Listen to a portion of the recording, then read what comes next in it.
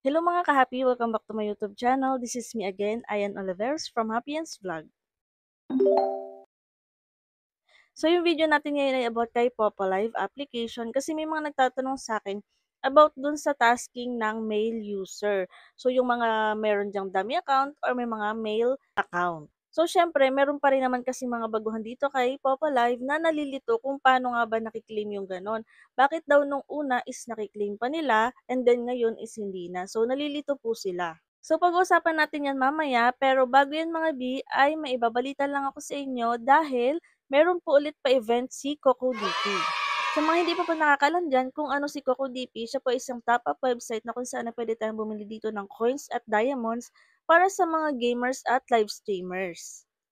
Ang kagandahan dito kay CocoDP mga B ay kahit madaling araw po, pwede tayong bumili dito. Yes po, 24/7 open po siya kaya kahit nasaan ka man or anong oras ay pwede kang bumili ng coins or diamonds dito at wala ka na po mga coin seller or mga agents na hihintayin na mag-reply kung available bang bumili ng coins kasi kay CocoDP po is anytime pwede kang mag-recharge at ikaw mismo yung gagawa ng transaction. At tulad nga ng sinabi ko kanina is kahit madaling araw po talaga ay pwede kang bumili dito lalo na sa mga mahihilig diyang maglaro ng madaling araw. So minsan kasi may mga nagme-message sa akin kung saan daw ba pwedeng bumili ng coins kasi madaling araw na, tulog na yung mga coin seller, close na daw sa mga coin seller.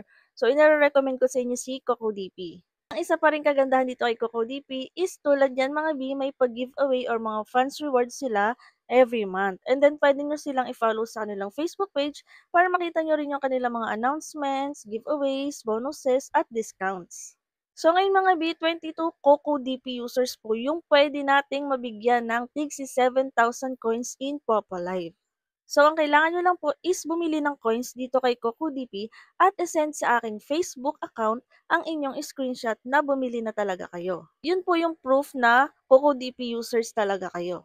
Sa mga gusto pong mag-join at gustong bumili ng coins ay i-click nyo lang yung link na nasa pinned comment para magkaroon kayo ng access kay CocoDP. So pagdating nyo dito makikita nyo na yung mga iba't ibang partners niya, mga games and live streaming application at may ilaw din po. Yung mga bibili ng coins ng mga Popalive users ay i-click nyo lang si Popalive, ilagay ninyo ang inyong Popo ID.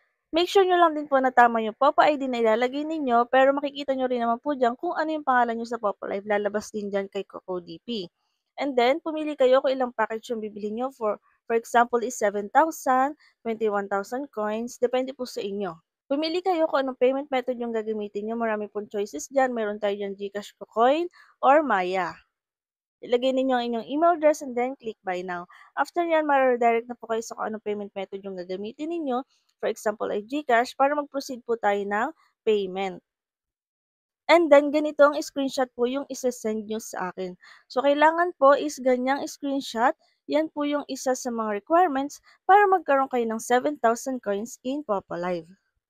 So, paunahan lang po yan, 22 CocoDP users po yan. Kaya kung gusto mong mag-join ngayon is mag-send na po agad kayo kasi kapag halimbawa nagdalawang isip pa kayo at napuno na agad yung 22 CocoDP users, pang 23 ka na so hindi na po yun kasali. So, kapag napuno na yung 22 CocoDP users na nag-send sa akin ng screenshot, ay magpo-post po agad ako ng video ng mga nanalo at ng mga nabigyan. I-upload ko agad yung video na proof na na-send na po sa kanila yung 7,000 coins in Popalive nila.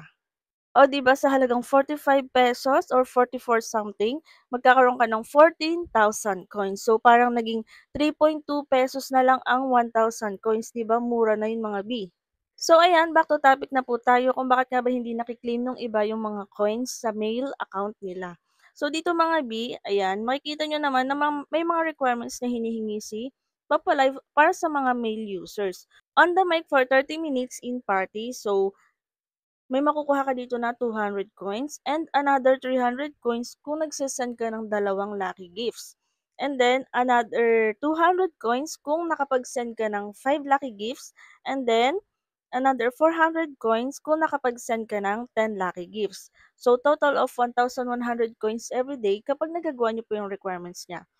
So, yung lucky gifts na yun, alam niyo na yun mga B.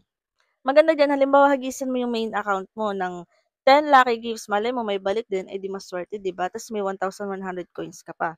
So, depende naman yan sa inyo. So, marireceive mo naman yan basta nagawa mo yung mga requirements na hinihingi ni Popolive. So, kapag iba nga pala yung country na nakalagay is 200 lang din po yung naki-claim. So, walang ganito kasi na-experience ko po sa isa kong dummy account na 200 pa rin yung naki-claim niya. 15 minutes na tasking, 200 coins pa rin. So, same pa rin kung ano yung task dati. So, yun lang mga ka-happy for today's video. Kung may mga tanong kayo, ay pwede po kayo mag-comment or i-check nyo akong playlist dito sa aking YouTube channel. Baka sakaling nandiyan yung mga hinahanap yung tutorial. At kung hindi pa kayo nakasubscribe, ay mag-subscribe na kayo para updated kayo sa mga susunod kong videos. Yun lang and thank you for watching!